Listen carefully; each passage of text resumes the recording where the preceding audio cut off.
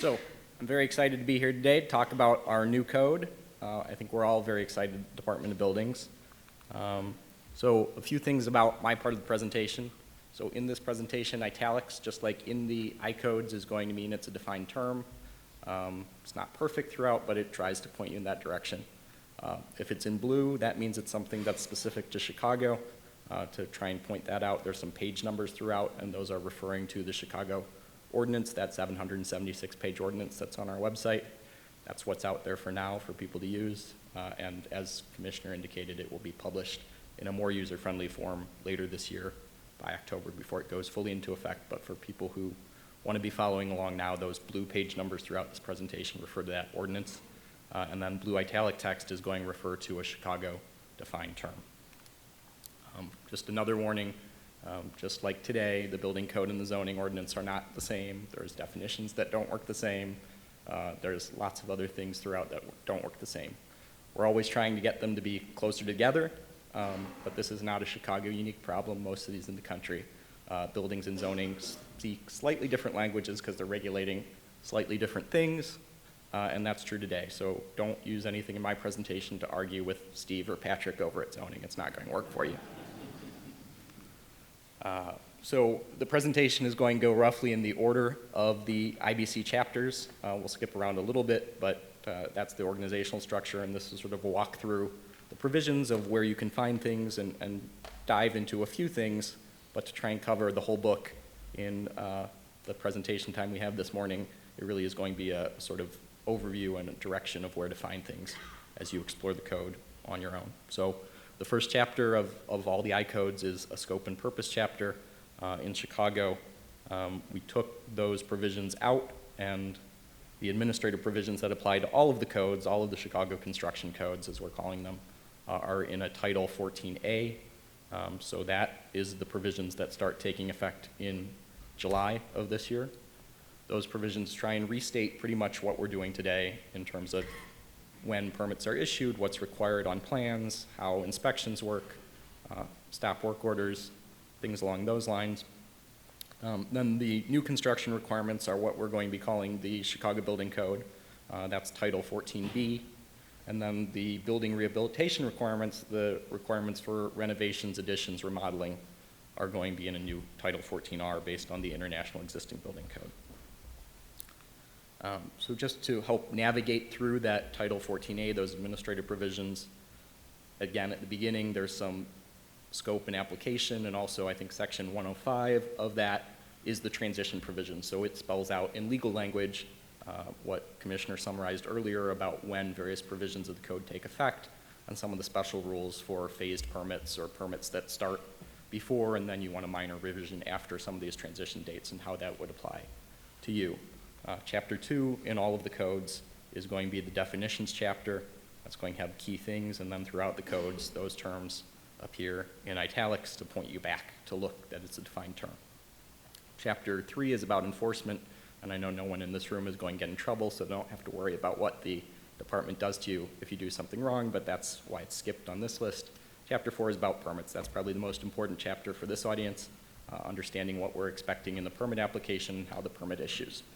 Then that leads to permit-related inspections, pre-occupancy requirements, some posting requirements about structural floor loads or occupancy capacity, and then approvals and appeals is towards the end of the administrative provisions, so that's the alternative code approval process, the Committee on Standards and Tests, the Building Board of Appeals, and the rules that govern those processes if you need to use those, and we still expect people will have special things they want to do that need to go above and beyond this new code. And then all of the monetary things that apply to the administrative provisions, fees, fines, penalties, cost of permits, is in a chapter 12 at the end, so as it changes over time, and every once in a while the city council decides to probably raise them, not lower them, that chapter can be pulled out and replaced all at once instead of hunting through to find all of the places where dollar values change. So chapter 2 is the definitions chapter, and there's 400 definitions in all of the codes, so I'm not going to obviously cover all of them. The first section of all of the definition chapter is going to be a section 201. That's general rules about definitions and how they apply, and if something is not defined, where you might look to find guidance on what it means. Section 202 is going to be the core definitions. That's the list of terms with the definition next to them. And then Chicago has adopted a section 203 about measurements. So it's going to pull ideas about how you measure building height, building area, some of those key things throughout the code, how you measure those a little more clearly. Again, not lining up completely with the zoning ordinance, but maybe leading to future alignment there. Key terms, most important terms, I think, to walk away from this presentation with: approved. Approved is a term that the model codes use sort of too generously. I think at national code hearings, when people disagree and city A thinks, oh, I'd love to allow that, and city B says, I'd never allow that in my life, they throw in approved by the code official, so city A can get what they want and city B can get what they want, and the model code doesn't really say a lot about whether it's actually ever going to be allowed or not. So we tried to avoid that in Chicago because we don't have the time or resources to answer every little question about whether we're going to approve something on a case-by-case basis. So often approved is crossed out in our adoption, but when it remains, it really means something beyond, above and beyond our normal permitting processes. So that would be the Committee on Standards and Tests, alternative code approval, something documenting that a supervisor has looked at it and said, yes, this is an acceptable application of that provision of the code. Throughout the code, the model code term, and Commissioner does not like this, but the building commissioner is referred to as the building official. She really does not like it. She's laughing in the front row. Deck, exterior balcony, and porch are very Chicago-specific terms. Those are defined, and continue to be important things that we have here. Fire separation distance is a model code term, but it's defined a little more generously than the model code defines it. So there it measures to the far side of a street when it's facing a street or a public way instead of to the center line. So that's something to keep in mind.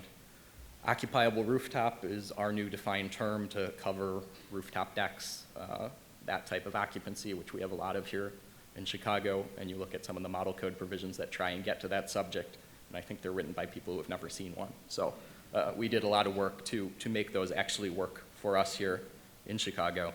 And then Chicago for a long time has used a term called technology center, which is defined as an office space that uses computers. I think even when that term was put in the code, probably every office space used computers in some form, so I'm not sure what it was trying to get at. But we now have a term in the new code, telecommunications equipment area, which is getting really to those server rooms inside of office spaces where there is a slightly different hazard, and then entire server farm, server facilities, to provide some clearer regulations about what we expect building-wise in terms of those. So just going over some of those measurement terms, I'll go through a few illustrations here. So grade plane is a key term in the code, and it's an imaginary horizontal plane. So on a flat lot, that's very easy to figure out. On a sloped lot, it's determined by measuring the lowest point within 6 feet or the lot line of the building, and then for the Chicago specific condition of raised streets or sunken lots, consistent with the zoning ordinance, that grade plane is never going to be lower than the curb line at the front property line. Row houses on separate lots are going to potentially have separate grade planes for each one. And then for small lots, recognizing that we don't want too much difference between zoning, on lots up to 10,000 square feet in area, zoning grade and grade can be the same thing. You can use the zoning definition and not worry about that too much. For building height is now going to be measured from that imaginary grade plane, and it's going to be to the mean elevation of the highest roof plane, which is a difference for what we've been doing for buildings on the building code side in Chicago. So this is going to be a change. There are two differences that still exist. So again, the zoning ordinance, their measurement of height, this is closer to their measurement, but still different. And then there's a term mean roof height, which comes from the structural provisions. Well, for most of the provisions of the building code, you can't ignore things like mechanical penthouses. The wind doesn't ignore those, so the structural provisions measure mean roof height a little bit differently in those conditions. So in the structural provisions, it's important to note that mean roof height might be a little higher than building height.